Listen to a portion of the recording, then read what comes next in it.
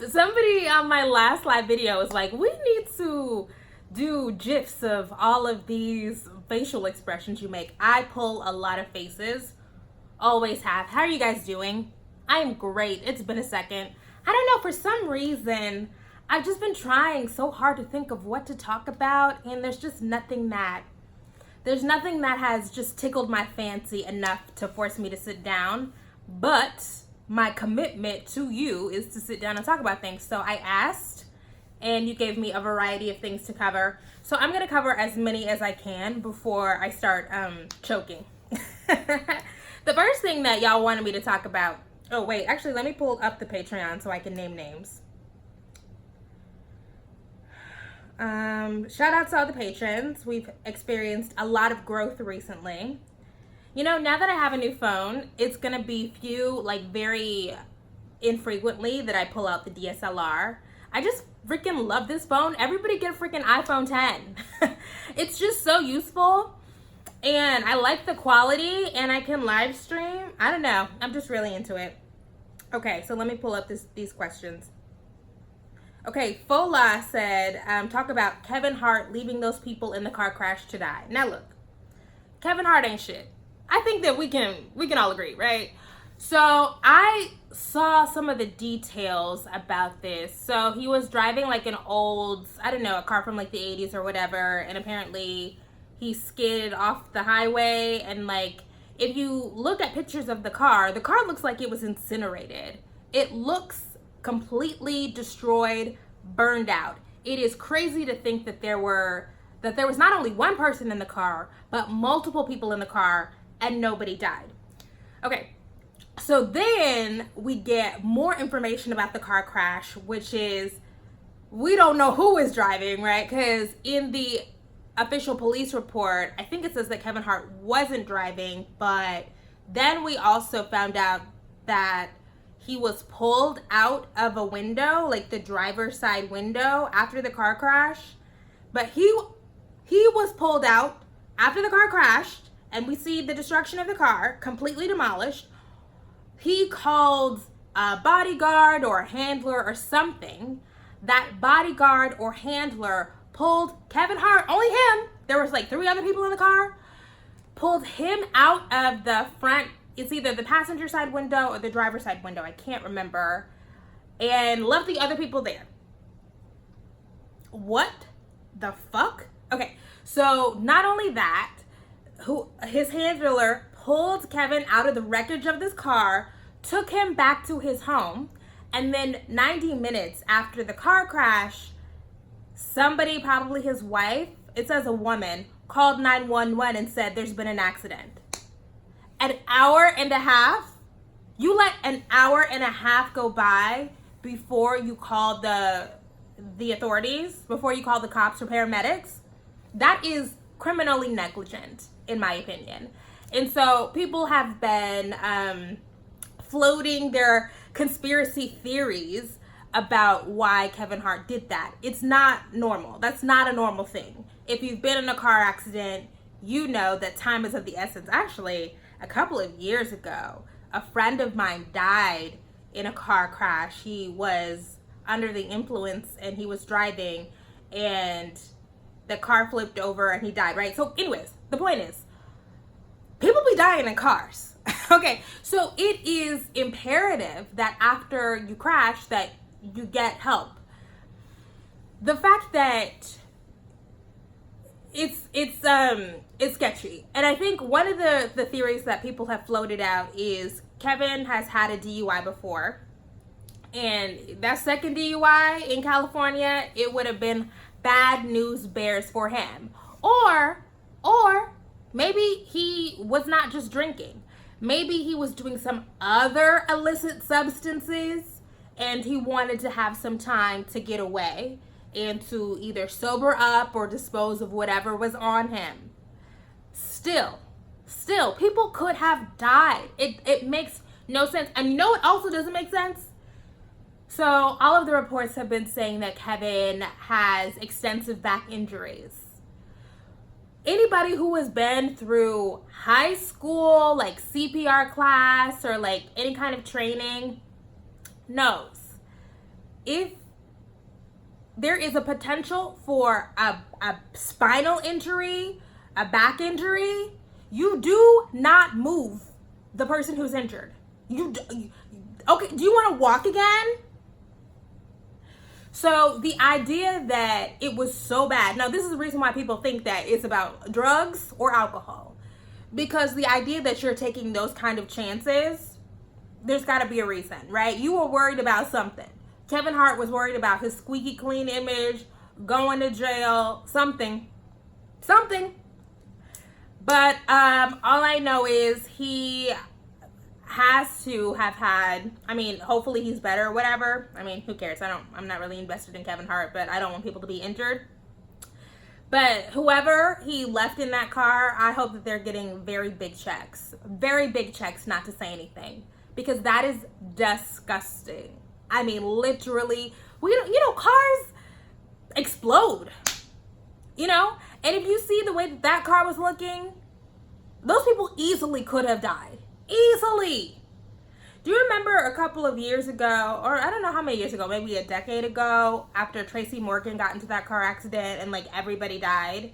People die in car crashes all the time. That's why I'm like, people be so worried about flying. And I'm like, if you're worried about flying and not getting into a car and driving down the highway, your priorities are wrong. You are much more likely to die in a car crash than you are to die in a plane crash.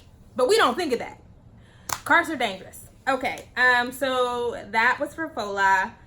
The next one is, maybe you could talk about what Lil Nas X said regarding homophobia and expanding on that.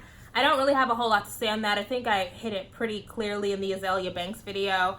I will say that it is crazy to me that we're still trying to deny. Look, I don't think that Black people are particularly homophobic. I do think that it shows up in different ways. And absolutely, we've heard, countless Black folks say that they felt unsafe in their homes, unsafe in their communities because of homophobia. That's just like a thing. So yeah, it is really crazy for those men in that freaking barbershop to be like, what do you mean? Shut the fuck up. Shut the fuck up. Okay. I would love for you to talk about how Meghan, formerly Markle, I actually think that her name is still Meghan Markle. I don't think that they changed their names. Fascinating race dynamics in the UK. 60 Minutes Australia is running a story this weekend with a bona fide UK racist. Her arrival has brought out all kinds of racist elements in the UK. I also find it fascinating that there's a group of Black people who think she has either passed before or has not acknowledged her Blackness enough, so they won't ever defend her. So I went and watched, look, I love trash. So I went and watched that 60 Minutes Australia special on Meghan Markle. It was trash. It was such trash. So number one, KT Hopkins is a bitch. I rarely say that about women, but complete and utter heinous bitch. Clearly racist. Hate her so much. She was like, everybody in the UK says that I'm a hateful bitch. The only person who is liked less than me in the UK is Meghan Markle. I fucking doubt it, KT. You fucking suck. Absolutely. So here's the thing about the Meghan Markle race discussion is so fascinating. So Meghan Markle calls herself mixed race or biracial. Definitely she acknowledges both sides. And that's fine, right? If you want to be mixed, whatever. Because she's very light-skinned. She has she had a nose job? Maybe. I don't know. Who knows? She wears her hair straight. And I've seen people say, oh, she looks like she could pass. I mean, not really. Not really. I mean, if you are familiar with how white people look, not really. But she's definitely very, very fair-skinned. And I think because I'm a Black American person and I understand the history of, multiraciality and mixed race aesthetics, maybe to me, it looks like, oh, there's something in there. But look, I think that people not wanting to defend Meghan has a lot to do with this thing where it's like, you're not Black, you're mixed. And it's like, okay, whatever. But the thing is, right, Meghan Markle is mixed race, but the the pushback and the racism that she is experiencing, the racism that she is experiencing in the public, that's so bad that Harry has had to come out and say, y'all are being fucking racist. What the fuck are you doing? Is because of anti-blackness. So if you want to parse it out and say she's not black, she's mixed race or whatever, but the fact that she's been treated the way that she is in the UK press and tabloids, and you got all these old white people being like, she is an embarrassment to the monarchy. Wait, what is my British accent? She's an embarrassment to the monarchy. Okay, that was really bad UK accent. I'll work on it and we'll come back. We'll come back to my British accent. The monarchy. Okay, sorry. It didn't get better. It didn't get better. Okay. They're doing that because of her black ancestry, her African ancestry. So we always have to acknowledge the fact that anti-blackness is pervasive, it's global, and that is creeping into anything that happens with Meghan Markle. I mean, you know, look, you build your monarchy on white supremacy, you know, you can't really be surprised when people are like, oh, this is supposed to be whites only. You know, like, can't really. But I watched that special, and I have to say, this is maybe an unpopular opinion. I feel for Meghan Markle. I mean, you know, but at the same time, I think that monarchy in the modern world is fucking stupid. It's fucking absurd. And I do think that she is contending with the kind of entitlement that a lot of people feel because having monarchy is stupid. And a lot of people recognize that, like, if we're paying for your lifestyle, then we want something. And we have some expectations. And maybe those expectations are more stringent for Meghan Markle than they are for other royals. I'm not sure. I'm not convinced, right? I'm not 100% convinced that all of it has to do with race. I just think in general, I mean, we know Diana got shit. Fergie, Duchess of York, got shit. Like, any woman who enters into the monarchy and is not like 100% perfect all the time, they're gonna get shit. There's an extra thing with Meghan. She's black, half black, whatever.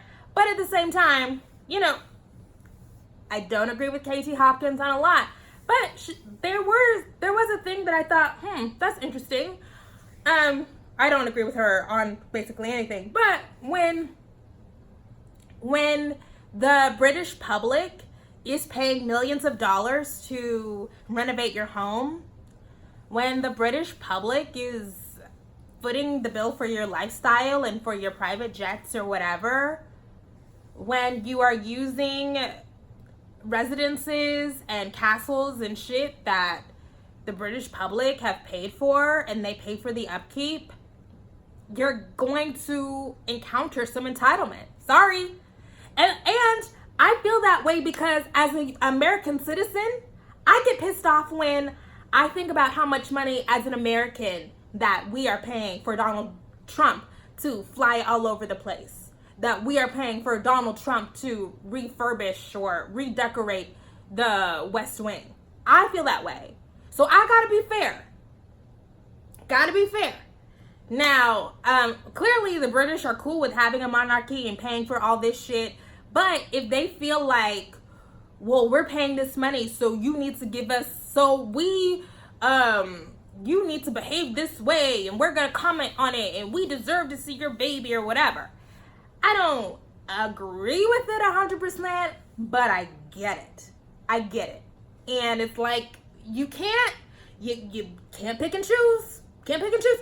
If you are going to be a monarch, a royal, and get all the benefits of being royalty, which is fucking dumb in 2019. Sorry, it's fucking stupid. And the fact that the UK, they still have like protectorates and stuff and Commonwealth. I don't know. You know, I don't agree with colonialism. I don't agree with imperialism. So I am probably less inclined I'm just saying. So, I mean, you know, you take the good with the bad. Now, I will say that when it comes to the baby Archie, which is a weird ass name. Actually, I have an uncle named Archie. What am I saying? My aunt's husband's name is Archie. But You get to say whatever you want to do. You don't have to do shit with your baby. If you don't ever want to show your baby ever, that's fine. Because the baby didn't choose this. You know what I'm saying? So the baby can be hidden away. I saw there was a clip in that little special where a woman was like, she could have at least, wait, what's my British accent? She could have at least brought the baby out. Anyways, no, she couldn't have. Okay, it's her baby. She gets to do whatever she wants with her baby. But, you accept, you look, if God, I don't want to give that fucking horrid Hopkins woman any credit, but I am want to think that if you don't want to deal with any of the shit, then you should abdicate.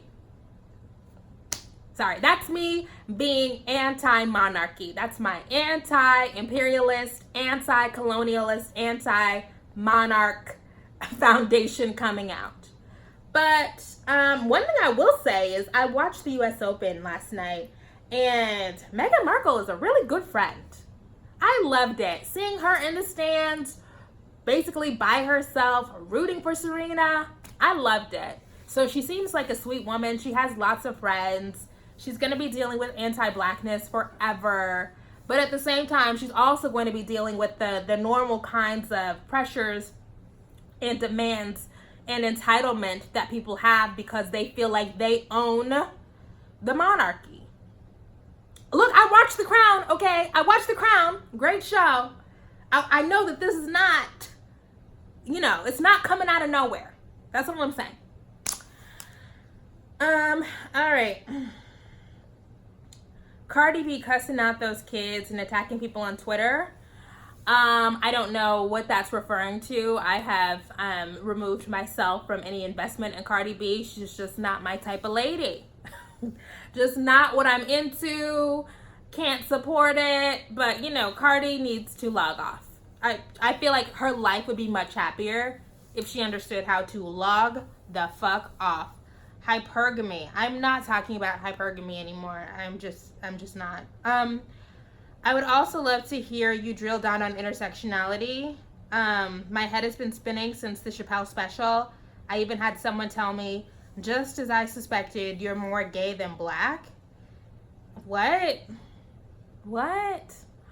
I think that we're all everything at the same time. I think that the way that we contend with our identities depends on the space that we're in. So if you're a black person and you're in a room with lots of other black people and they're condoning homophobic shit, then you're gonna say, oh wait, but I'm also gay. So I understand. I actually can see why somebody would say that to you, because your black identity in an all black space is it's invisible. So the stuff that makes you different is what is gonna be most salient. But it's all working all the time. It just depends on where you are and who you're talking to at the same time. Tariffs from China, I don't know anything about that. I could definitely use a dragging of all the cast of Succession, especially Tom. What a colossal opportunistic man-child. I don't really have a desire to do that, but all I will say is I'm Team Shiv. Shout out to Siobhan. I mean, they're all horrible. They're all terrible. I'm weirdly attracted to Rory. I don't know, something in my brain ain't right. I don't know. I just like that he's like, kind of, like he's funny, but he's evil, and he's kind of cute. Kieran Culkin is Macaulay Culkin's brother. Yeah, they're all bad, but Shiv is probably the least bad. I don't think that Shiv is actually going to be the head of the company, though. Definitely don't. And I don't know why she married Tom. I don't know. Because it doesn't even seem like Shiv really wants to have kids. But also, I think about marriage, particularly for, like, people with money, upper class people, is being married as a status thing. It gives you social status to be married. So I actually get that, especially if you're a woman. I'd like to pick your brain on Real Housewives. There are a couple of angles you could use, like how mothering is portrayed. How is mothering portrayed on Real Housewives? I don't know. I feel like we don't get a whole lot of mothering on those shows. Mothering is like way in the back. My All-Stars cast, I'm not invested enough to do an All-Star cast. My favorite Real Housewives storylines, is there anything that really sticks out to me?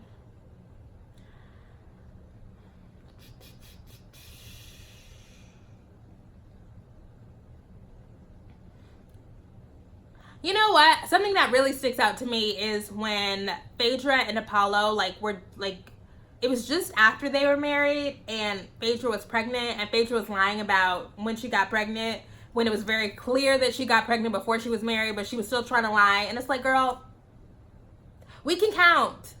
And because we knew she was lying because she was like, oh, I'm 6 months. Oh, I'm 4 months. Oh, I'm 5. And it's like, girl, we can count though.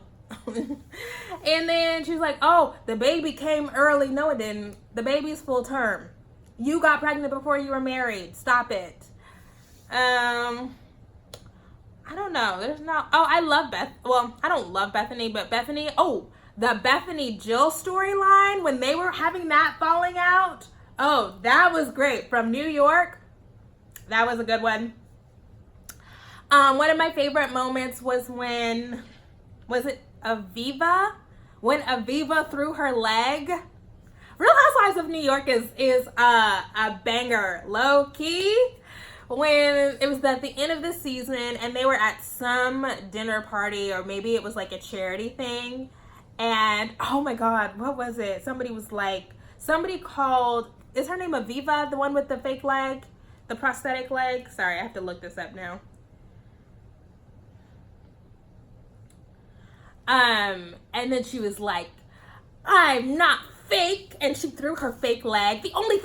She said, the only thing fake about me is this. And she threw her prosthetic leg. And the thing is, the reason why that moment was so funny is because she had to undo the prosthetic legs. Don't just snap off and snap on. She had to be undoing the leg to throw it. Oh my god. That was such a great, wow. New York, that's why I fucks with New York. That was a great one. Maybe some commentary on how the cast of each city reacts to their fame. No, I don't find that to be interesting. Okay, I know you don't want to get into a Black Lady sketch show because you generally don't like it, but maybe a top 5 skits from the season. I don't even have top 5 skits. I don't think I have 5 skits that I really liked. I don't have 5 skits that I've really liked because I've only watched maybe 4 episodes. So maybe there's a lot of really good skits in the last 4 episodes. I don't really, I'm probably never going to get to that. You also raved about the Juice music video on the latest live stream, so I guess you could go through Lizzo's videography and do an analysis of her best music videos. I'm not going to do that, but what I will say is I like that Lizzo is always having fun. It's fun, it's playful, it's campy. I think that there is, it's not literal, you know? So Lizzo is, sexy and she shows off her body, but the way that she plays around with her sexuality is not so paint by numbers 1-to-1. I like that, I'm okay with being sexy. I just feel like the way that women are so often sexy, and black women in particular are sexy, is just so we've seen it. Do something different. A more serious topic that's been on my radar is the way humor, particularly memes, portrays the experience of being single. It's not lost on me that oftentimes the punchline of those jokes is being single sucks. And on some level, I get that joking about that is a way to cope with the loneliness, but doesn't that also strengthen the narrative that being single is something that should inherently make us miserable?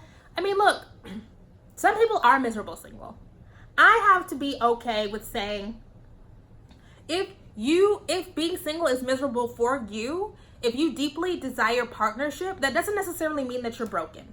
That's something where I've evolved on. It doesn't mean that you're broken. I think a desire for companionship and a desire to be loved and partnered is natural. I think that for a lot of folks it's natural. I think that we also live in a society that privileges people in couples, that assumes that you are a couple. And so, okay, if that's what you want, that's what you want. So there's no reason for me to be judgmental. So if you're sharing those memes like, oh, being single sucks and I'm alone in my bed and it's cold, it's not my place to be like, get some business. I can't relate, I don't feel that. But occasionally, I've been traveling and like taking way too expensive trips recently. And occasionally I will think, oh, well, it would be fun to have somebody to go do something with. But then I also think, but then I would have to see them still. You know what I'm saying? Even after the activity was done, like I would still have to see you. I think about that a lot. So I desire to have a partner for like very specific things. But then I also think about, but then I have to see you and be accountable to you and like check up on you. And then I have to explain, I don't want to explain myself. I do think a lot about what the trade-offs are, particularly because I'm back to dating again. And it's like, wow, you do give up stuff when you decide that you want to be with somebody and partner and date and all that stuff. And I've just really been thinking about all the stuff that you really give up. But for a lot of people, the stuff that you get from having a partner, especially if you're not me and like getting up and going all the time. A lot of people don't. I love that if tomorrow I want to go to Atlanta, that I can do that, and I will. But if you're not living that kind of life, then I get it. So being single does not mean that you're broken, but also wanting to be partnered doesn't mean that you're broken. I do think that we have a lot of work to do around society and messaging. I think it's important for us to present ideas of you can live a great life and not have a partner. And that's another thing. If I do ever happen to get in a relationship, I won't talk about it. Because I also don't want to give the idea, if I happen to fall into somehow, I just won't discuss it, because I just think that we need more messaging around it being okay to be single and like you can be happy and fulfilled. I don't ever want to give off any messaging of, oh, I have a partner now and life is great. Nope, I'm not doing that shit at all. Okay, we've been doing this for 27 minutes. Jesus. This will be the last one. So I mentioned this in a comment on your YouTube channel about Lizzo and what pieces of art are considered Black in the connection to struggle or sex as reference points for making those designations within our community. I think one of the reasons why the Black Lady sketch show doesn't work is because the women on it struggle to negotiate how to represent their own Black identities outside of those reference points. That show only works when they embrace their identities as suburban Blacks and just make jokes from that POV, instead of trying to reach and try to represent a monolithic Black culture. I think Insecure grapples with that too, and in those comments like the ones from Azalea that motivate some of that. Okay, that's okay. I think that one of the reasons why sex and struggle come up so often in depictions of Blackness is because like we're looking for drama, like those are the things that I think we're most drawn to in entertainment. So we're looking for conflict, we're looking for stimulation. But I agree that there's lots of different kinds of struggle, there's lots of different kinds of conflicts, and we tend to, in storytelling, fall back on the same depictions of struggle and all the time. And it's like, just give us something different. Don't try to do the same stuff. You know what time it is. It's Benadryl time. So I gotta go. Thank you guys so much for being patrons. I appreciate you. I will be back. I'll be back. Maybe before I get my hair done. It's Sunday. I get my hair done on Wednesday. So yeah, probably before I get my hair done. I'll be back. My life now revolves. I'm so Black. My life really revolves around my hair schedule. That's where we are in life. Okay. Bye. See you later.